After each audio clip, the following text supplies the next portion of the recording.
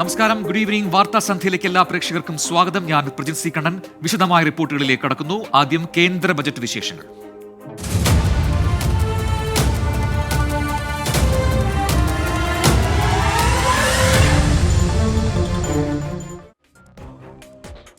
ആദായ നികുതി പരിധി ഉയർത്തി കേന്ദ്ര ബജറ്റിൽ ധനമന്ത്രി നിർമ്മല സീതാരാമന്റെ വമ്പൻ പ്രഖ്യാപനം. വാർഷിക വരുമാനം 12 ലക്ഷം രൂപ വരെയുള്ളവർക്ക് ആദായ നികുതി ഒഴിവാക്കി.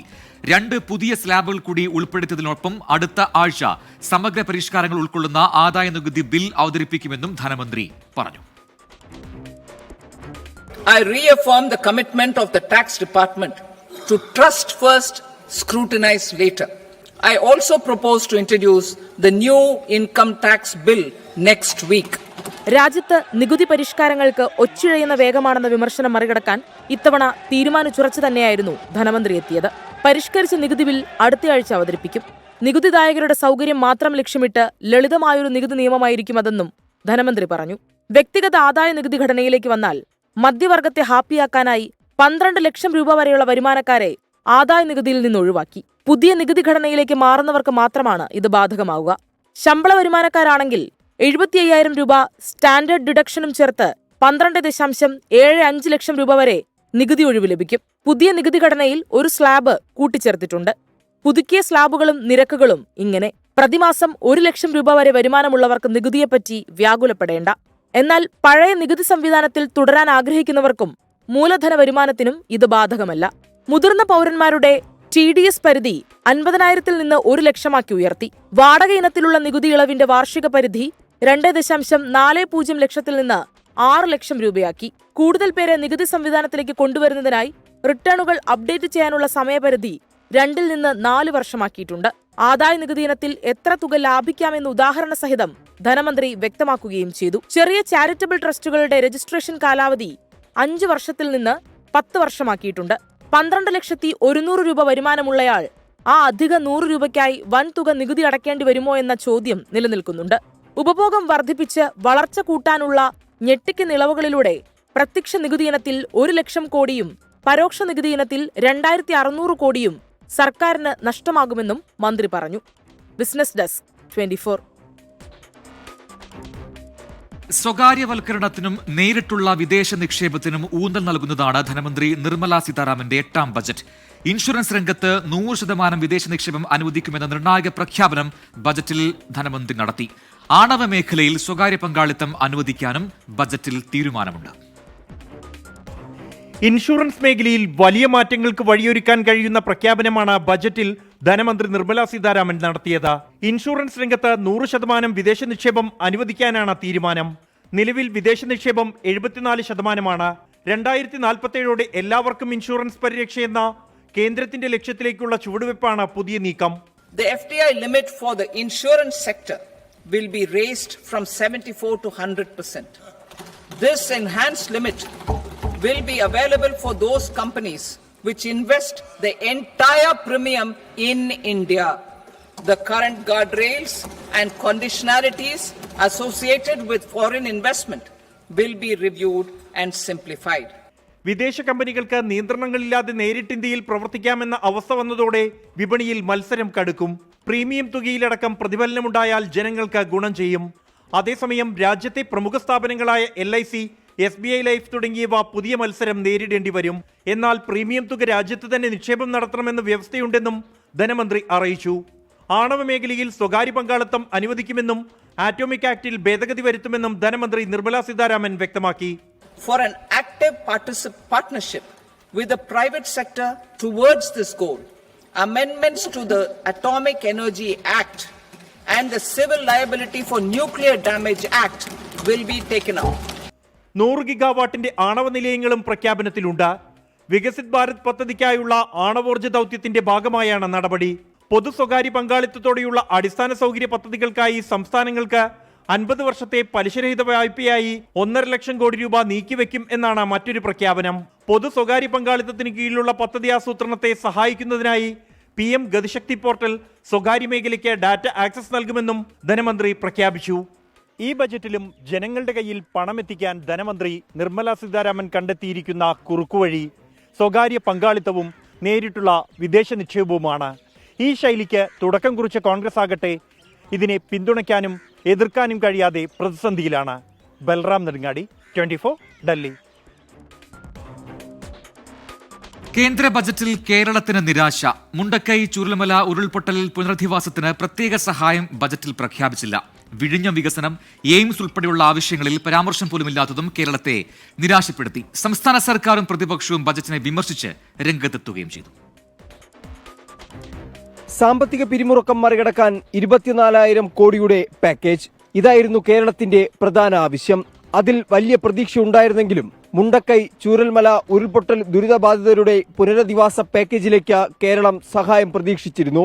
എന്നാൽ അതുമില്ല. വിഴിഞ്ഞം തുറമുഖ വികസനത്തിന് പാക്കേജ്, എയിംസ് തുടങ്ങിയ ആവശ്യങ്ങളും പരിഗണിച്ചില്ല. വിദ്യാഭ്യാസ മേഖലയിലടക്കം ബജറ്റിൽ പ്രഖ്യാപിച്ച പദ്ധതികൾ നേട്ടമാകില്ലെന്നും വിലയിരുത്തൽ. വിദ്യാലയങ്ങളിൽ ഇന്റർനെറ്റ് ഉറപ്പാക്കുന്നത് ഉൾപ്പെടെയുള്ള പ്രഖ്യാപനങ്ങൾ കേരളം നേരത്തെ നടപ്പാക്കിയതാണ്. കേരളത്തിന്റെ മാത്രമല്ല ലോകത്തിന്റെ ആകെ മനസാക്ഷിയെ ഞെട്ടിച്ചൊരു സംഭവമാണ് വിഴിഞ്ഞം വയനാട് മുണ്ടക്കൈ ചൂരൽമല ദുരന്തം. അതിനകത്ത് ഒരു പാക്കേജ് ഏറ്റവും ന്യായമായ കാര്യമാണ്. അതിനകത്തൊന്നും പറഞ്ഞില്ല. ഇതിങ്ങനെ പൊതുവിൽ കേരളത്തിനോട് ഈ ബഡ്ജറ്റിൽ കാണിച്ചിരിക്കുന്ന സമീപനം അങ്ങേറ്റം നിരാശാജനകമാണെന്ന് കേരളം നേടിയ പുരോഗതി മുൻനിർത്തി ശിക്ഷിച്ചെന്ന മുഖ്യമന്ത്രി പിണറായി വിജയൻ കേരളത്തെ അവഗണിച്ചതിൽ പ്രതിപക്ഷവും കേന്ദ്ര സർക്കാരിനെതിരെ വലിയ വിമർശനമുയർത്തി. നിരാശാജനകമായ രീതിയിലാണ് ബജറ്റ് കേരളത്തെ സമീപിച്ചിരിക്കുന്നത്. വയനാട് പാക്കേജ് പോലും നമുക്ക് തന്നില്ല. സംസ്ഥാനം എന്നുള്ളൊരു പരാമർശം പോലും ഇല്ലാത്ത രീതിയിലുള്ള പൂർണ്ണമായ അവഗണനയാണ് കേരളത്തോട് ചെയ്തിട്ടുള്ളത്. IIT-കളുടെ വികസനത്തിനായി പ്രഖ്യാപിച്ച പദ്ധതിയിലൂടെ പാലക്കാട് IIT-ക്കും നേട്ടമുണ്ടാകും എന്നുള്ളതാണ് ഏക ആശ്വാസം. സഖ്യകക്ഷികളെ തൃപ്തിപ്പെടുത്തി കേന്ദ്ര സർക്കാരിന്റെ നിലനിൽപ്പിന് വേണ്ടിയുള്ള പ്രഖ്യാപനങ്ങളാണ് ബജറ്റിലുടനീളമെന്നാണ് ഉയരുന്ന ആക്ഷേപം. ഇതുമാത്രമല്ല, കേരളവും കേന്ദ്രവും തമ്മിലുള്ള മറ്റൊരു തുറന്ന പോരിനുകൂടിയാണ് ബജറ്റിലൂടെ കളമൊരുങ്ങുന്നത്. R. അച്യുതൻ, 24 ഡൽഹി. മൂന്നാം മോദി സർക്കാരിന്റെ രണ്ടാം ബജറ്റ് മധ്യവർഗത്തെ ലക്ഷ്യമിട്ടപ്പോൾ ഓഹരി വിപണിയിൽ സമ്മിശ്ര പ്രതികരണം. തുടക്കത്തിൽ കുതിച്ചുയർന്ന വിപണി പിന്നീട് കൂപ്പുകുത്തുകയും അവസാനം തിരിച്ചു കയറുകയും ചെയ്തു. ബജറ്റ് പ്രസംഗം തുടങ്ങിയപ്പോൾ ഓഹരി വിപണിയിൽ വൻ മുന്നേറ്റമാണുണ്ടായത്. ഒരു ഘട്ടത്തിൽ സെൻസെക്സ് 300-ഉം നിഫ്റ്റി 95 പോയിന്റും ഉയർന്നിരുന്നു. എന്നാൽ ബജറ്റ് ഒരു മണിക്കൂർ പിന്നിട്ടതോടെ വിപണി കൂപ്പുകുത്തി. സെൻസെക്സ് 371 പോയിന്റും നിഫ്റ്റി 111.15 പോയിന്റ് താഴ്ന്നു. രാജ്യത്ത് പുതിയ ആദായനികുതി ബിൽ കൊണ്ടുവരുമെന്ന പ്രഖ്യാപനമാണ് ഓഹരി വിപണിയെ ആശങ്കയിലാക്കിയത്. ഓഹരി വിപണിയിൽ സമ്മർദ്ദമുണ്ടെങ്കിലും സർക്കാർ കമ്പനികളുടെ ഓഹരികളിൽ വർധനയുണ്ട്. റെയിൽവേ മേഖലയ്ക്ക് ബജറ്റിൽ പ്രഖ്യാപനങ്ങളില്ലാത്തത് റെയിൽവേ ഓഹരികളുടെ വിലയിടിച്ചു. Rail Vikas Nigam limited, IRFC, Jupiter wagons എന്നിവയുടെ ഓഹരികൾക്ക് 6% ഇടിവുണ്ടായി. എന്നാൽ അദാനി ഓഹരികൾ കുതിച്ചുയർന്നു. അദാനി പവറിന്റെ ഓഹരി 4%-ഉം അദാനി ഗ്രീനിന്റേത് 3.52%-ഉം വർദ്ധിച്ചു. ITC ഓഹരിയിൽ 3% വർധനയുണ്ടായി. FMCG, ബാങ്കിംഗ് ഓഹരികളിൽ വർധനയുണ്ടായി. IndusInd bank, Tata motors, L&T, Reliance, UltraTech ഓഹരികൾ നേട്ടമുണ്ടാക്കി. ടൈറ്റന്റെ ഓഹരികളിൽ നേരിയ ഇടിവ് രേഖപ്പെടുത്തി. ബജറ്റ് അവതരണം പൂർത്തിയായതിനു ശേഷം തകർച്ചയിൽ നിന്ന് വിപണി പതിയെ തിരിച്ചുകയറുകയാണ്.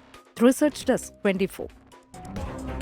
ഇപ്പോൾ ലഭിക്കുന്നൊരു വാർത്തയിലേക്കാണ് ഇനി. കേരളത്തിൽ നിന്ന് മെഡിക്കൽ മാലിന്യവുമായി എത്തിയ ലോറി വീണ്ടും തമിഴ്നാട്ടിൽ പിടികൂടിയിരിക്കുന്നു. പാലക്കാട് നിന്നും മാലിന്യവുമായി എത്തിയ ലോറി തിരുപ്പൂരിൽ വെച്ച് പിടികൂടുകയായിരുന്നു. 6 മാസമായി ഇവിടെ മാലിന്യങ്ങൾ എത്തിച്ച് കത്തിക്കുന്നുണ്ട് എന്ന് നാട്ടുകാർ ആരോപിച്ചു. മുഹമ്മദ് റഹീസ് ചെന്നൈയിൽ നിന്ന് ചേർന്ന് കൂടുതൽ വിവരങ്ങളുമായി. റഹീസ്, ഒരു തവണ നമ്മൾ നാണം കെട്ടതാണ്. ഈ രീതിയിൽ കേരളത്തിൽ നിന്നും പോയ ഇതേപോലുള്ള മാലിന്യം അവിടെ കൊണ്ടിടുകയും അവിടെ നിന്ന് തിരിച്ചെടുക്കുകയും ഒക്കെ ചെയ്തതാണ്.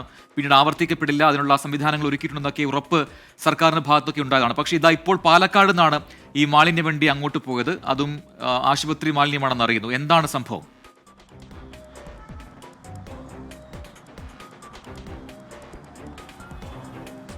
പ്രജിൻ, നിരന്തരമായി ഇത്തരത്തിൽ കേരളം തമിഴ്നാടിന് മുന്നിൽ നാണം കെടുകയാണ്. കാരണം ഇപ്പോൾ കേരളത്തിൽ നിന്ന് ഏതൊരു വാഹനം വന്നാലും, പ്രത്യേകിച്ച് ലോറികളും മറ്റുമൊക്കെ വന്നു കഴിഞ്ഞാൽ ഇവിടെ ഉള്ളവർ അത് മാലിന്യ വണ്ടിയാണോ എന്ന് തിരയുന്ന ഒരു സാഹചര്യം പോലുമുണ്ട്. കഴിഞ്ഞ ദിവസങ്ങളിലായി പലതവണ ഇത്തരത്തിൽ മാലിന്യങ്ങൾ പിടികൂടിയിരുന്നു. ഇത്തവണ പാലക്കാട് നിന്നെത്തിയ ഒരു ലോറിയാണ് രാത്രി പിടികൂടിയിരിക്കുന്നത്. അതും നാട്ടുകാർ സംഘടിച്ചെത്തി തടഞ്ഞാണ് ഇത്തരത്തിലൊരു ലോറി പിടികൂടിയിരിക്കുന്നത്.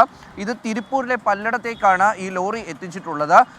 ഈ പല്ലടത്ത് ഒരു ഫാം ഹൗസ് ഉണ്ട്. ആ ഫാം ഹൗസ് അല്പം ഒരു ഉയർന്ന പ്രദേശത്തേക്കാണ് ഉള്ളത്. ഈ പ്രദേശത്ത് സ്ഥിരമായി ഇവർ കഴിഞ്ഞ 6 മാസമായി മാലിന്യം എത്തിക്കുന്നുണ്ട് എന്നുള്ള വിവരം നാട്ടുകാർ പലതവണ പോലീസിൽ പറഞ്ഞിരുന്നു. മെഡിക്കൽ വേസ്റ്റുകൾ ഉൾപ്പെടെ പ്ലാസ്റ്റിക്കുകൾ ഉൾപ്പെടെയാണ് ഇവിടേക്ക് എത്തിക്കുന്നത്. പലപ്പോഴും തമിഴ്നാട് രജിസ്ട്രേഷൻ വണ്ടികളിലും മറ്റുമൊക്കെ ഇത് വന്നിട്ടുണ്ട്. നിലവിൽ ഇത് സംബന്ധിച്ച് അറിയുന്നത് ഈ ഫാം ഹൗസ് ഉടമയും ഒപ്പം തന്നെ കേരളത്തിലെ ചിലരുമായ ഒരു കരാർ ഉണ്ടാക്കിയിട്ടുണ്ട്. അതിന് പണം വാങ്ങിക്കൊണ്ട് ഇവിടത്തേക്ക് മാലിന്യം എത്തിച്ച് അവിടെ രാത്രി കത്തിക്കുന്ന ഒരു സാഹചര്യമാണ്, അങ്ങനെ ഒരു സ്ഥിതിയാണുള്ളതെന്നാണ് നിലവിൽ മനസ്സിലാക്കുന്നത്. അങ്ങനെ നാട്ടുകാർ സംഘടിച്ചെത്തി ഈ വണ്ടി തടഞ്ഞു. ശേഷം 3 പേരെ ഈ വാഹനത്തിൽ നിന്നും പിടിച്ചു വെച്ചു. ഇവരെ പോലീസിന് കൈമാറി.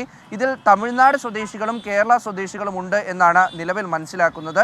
എന്തായാലും സ്ഥലത്ത് ഹെൽത്ത് അധികൃതരൊക്കെയും എത്തിയിട്ടുണ്ട്, ഒപ്പം പോലീസിന്റെ സാന്നിധ്യവുമുണ്ട്. വിശദമായി എത്ര നാളായി ഇവിടെ മാലിന്യം കൊണ്ടുവരുന്നു, ഇത് ആരൊക്കെ തമ്മിലുണ്ടാക്കിയ കരാറാണ്, എന്താണ് വ്യവസ്ഥകൾ, എത്ര പണമാണ് നൽകുന്നത് എന്നതിനെ കുറിച്ചുള്ള അന്വേഷണം നടക്കുകയാണ്. പ്രജിൻ, എന്തായാലും നാണക്കേടാണ് ഈ രീതിയിൽ ഇതേ സംഭവം ആവർത്തിക്കപ്പെടുന്നു എന്നുള്ളത്. എന്തായാലും ആ കരാർ കമ്പനി എന്താണ്, അതുമായി ആരാണ് ബന്ധപ്പെട്ടിരിക്കുന്നത്, ഇത്തരം കാര്യങ്ങളൊക്കെ പുറത്തു വന്നാൽ മാത്രമേ ഇതിനെക്കുറിച്ച് കൂടുതൽ വ്യക്തത ഉണ്ടാവുകയുള്ളൂ. റഹീസാണ് ചെന്നൈയിൽ നിന്ന് വിശദാംശങ്ങൾ നൽകിയത്. മറ്റൊരു റിപ്പോർട്ടിലേക്ക് പോവാം. ആലപ്പുഴ മാന്നാർ ചെന്നിത്തലയിൽ വൃദ്ധരായ മാതാപിതാക്കളെ മകൻ തീ കൊളുത്തിക്കൊന്നു. 92 വയസ്സുള്ള രാഘവനും ഭാര്യ ഭാരതിക്കുമാണ് ദാരുണാന്ത്യം. സ്വത്ത് എഴുതി നൽകാത്തതിന്റെ പകയാണ് കൊലപാതകത്തിന് കാരണമെന്നാണ് മകൻ വിജയന്റെ കുറ്റസമ്മതം.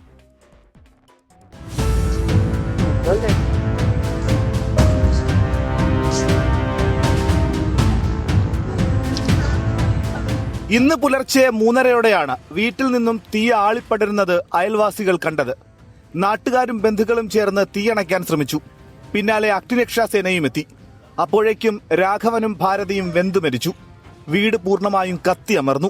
വെളുപ്പിനെയായപ്പോൾ ഭയങ്കര വെട്ടം വന്നു ജനലുകളുടെ ഗ്ലാസ്സിനകത്ത്. ആ വെട്ടം വന്നപ്പോൾ പിന്നെ ഞങ്ങൾ 3 പേരുണ്ട് ഇറങ്ങി നോക്കി വരണം, ഭയങ്കര തീയാളി കത്തുക. അത് കെടുത്താൻ ഒരു നിവർത്തിയില്ല. ഞാൻ അലർക്കം കൊണ്ട് അങ്ങോട്ടും ഇങ്ങോട്ടും പോവുക, അല്ലാതെ എന്നെ കൊണ്ട് ഒന്നും ചെയ്യാൻ പറ്റുന്നില്ല. വൃദ്ധരായ മാതാപിതാക്കൾക്കൊപ്പം താമസിച്ചിരുന്ന മകൻ 60-കാരൻ വിജയനെ കസ്റ്റഡിയിലെടുത്ത് ചോദ്യം ചെയ്തതോടെ കുറ്റം സമ്മതിച്ചു. സ്വത്തിനു വേണ്ടി മാതാപിതാക്കളെ നിരന്തരം ഉപദ്രവിച്ചിരുന്ന മകൻ വിജയൻ ഇവരെ കൊല്ലുമെന്ന് പറഞ്ഞിരുന്നുവെന്ന് ബന്ധുക്കൾ പറയുന്നു. വിജയനെ പോലീസ് വിശദമായി ചോദ്യം ചെയ്തു വരികയാണ്. മോട്ടീവായ എലിമിനേഷൻ തന്നെ. കാരണം ഇയാളുടെ ചെയ്യുന്ന പല കാര്യങ്ങളും അച്ഛനും അമ്മയ്ക്കും യോജിക്കാൻ പറ്റാത്ത പല കാര്യങ്ങളുണ്ടായിരുന്നു. എപ്പോഴും കംപ്ലൈൻ്റ് ആയിരുന്നു. അപ്പോൾ അതിൽ ഈവൻ ആ സമയത്ത് എനിക്ക് തോന്നുന്നു പോലീസ് പിടിച്ചില്ലായിരുന്നെങ്കിൽ ഒരു സൂയിസൈഡ് ഉണ്ടാവുമായിരുന്നു. മൃതദേഹങ്ങൾ പോസ്റ്റ്മോർട്ടത്തിന് ശേഷം ബന്ധുക്കൾക്ക് കൈമാറും. നാളെയാണ് സംസ്കാരം. 24 ആലപ്പുഴ.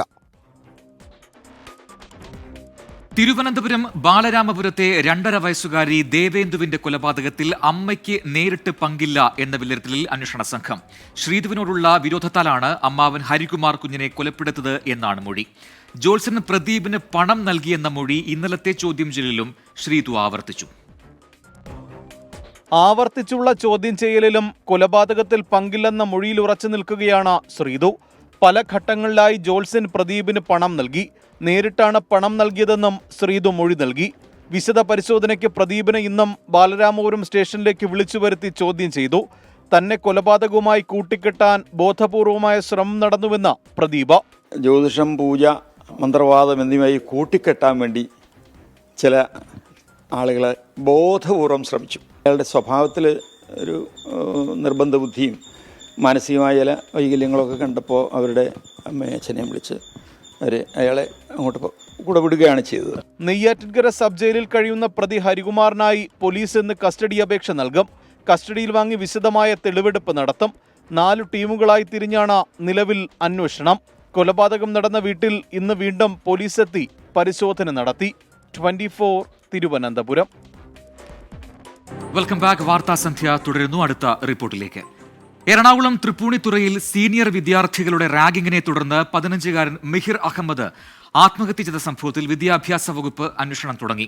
ജില്ലാ വിദ്യാഭ്യാസ ഓഫീസർ തിരുവാണിയൂർ ഗ്ലോബൽ പബ്ലിക് സ്കൂളിൽ പ്രാഥമിക പരിശോധന നടത്തി. കേസിൽ വിശദമായ മൊഴി നൽകാൻ വിദ്യാർത്ഥിയുടെ മാതാവ് നാളെ അന്വേഷണ സംഘത്തിന് മുന്നിൽ ഹാജരാകും. വിദ്യാഭ്യാസ മന്ത്രി വി ശിവൻകുട്ടിയുടെ നിർദ്ദേശപ്രകാരമാണ് വകുപ്പുതല അന്വേഷണം. സ്കൂളിലെ CCTV ദൃശ്യങ്ങളടക്കം ശേഖരിക്കും. 2 ദിവസത്തിനകം റിപ്പോർട്ട് മന്ത്രിക്ക് സമർപ്പിക്കും. മിഹിർ അഹമ്മദിന്റെ മാതാവ് നൽകിയ പരാതിയിൽ പോലീസ് അന്വേഷണം പുരോഗമിക്കുകയാണ്. സംഭവവുമായി ബന്ധപ്പെട്ട ഇൻസ്റ്റാഗ്രാം ചാറ്റുകൾ വീണ്ടെടുക്കാനുള്ള ശ്രമം തുടങ്ങി. കുറ്റക്കാർക്കെതിരെ നടപടിയെടുക്കണമെന്നാവശ്യപ്പെട്ട SFI ഗ്ലോബൽ സ്കൂളിലേക്ക് നടത്തിയ മാർച്ചിൽ നേരിയ സംഘർഷം.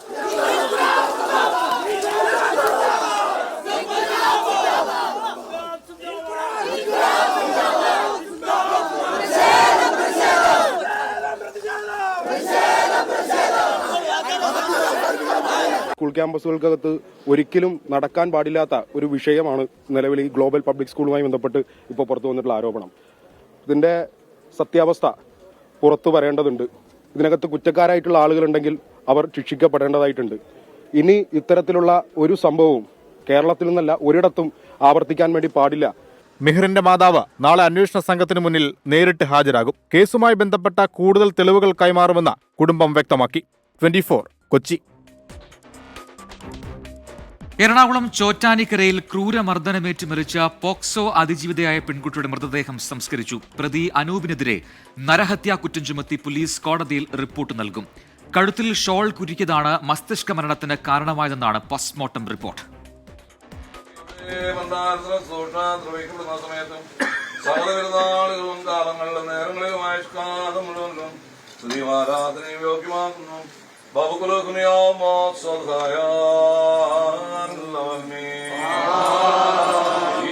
അതിദാരുണം, അതിക്രൂരം.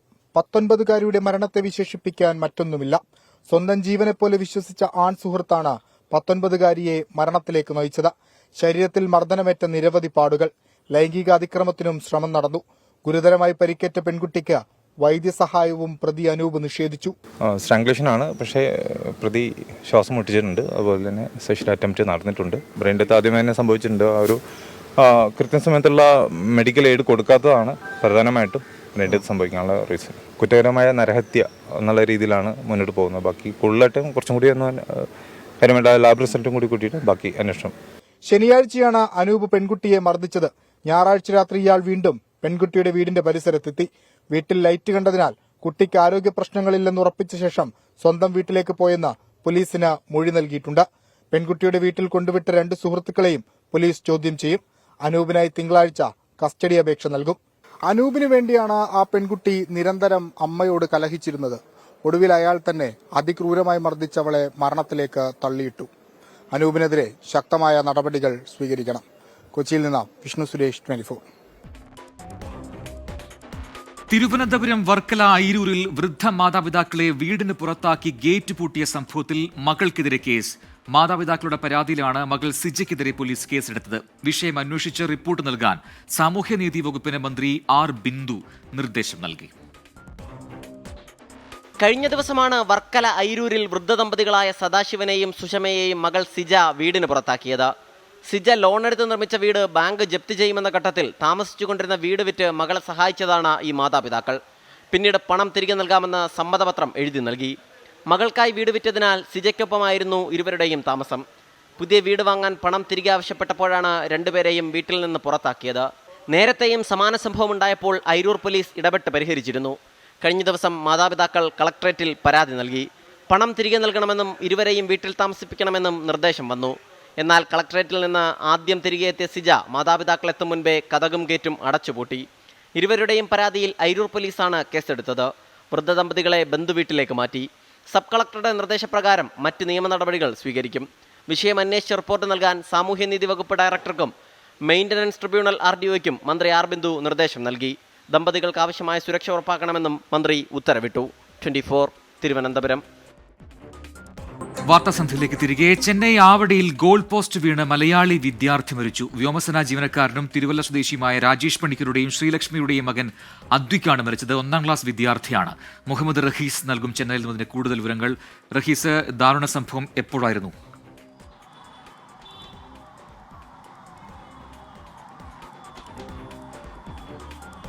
പ്രജിൻ, അതിദാരുണ സംഭവമാണ്.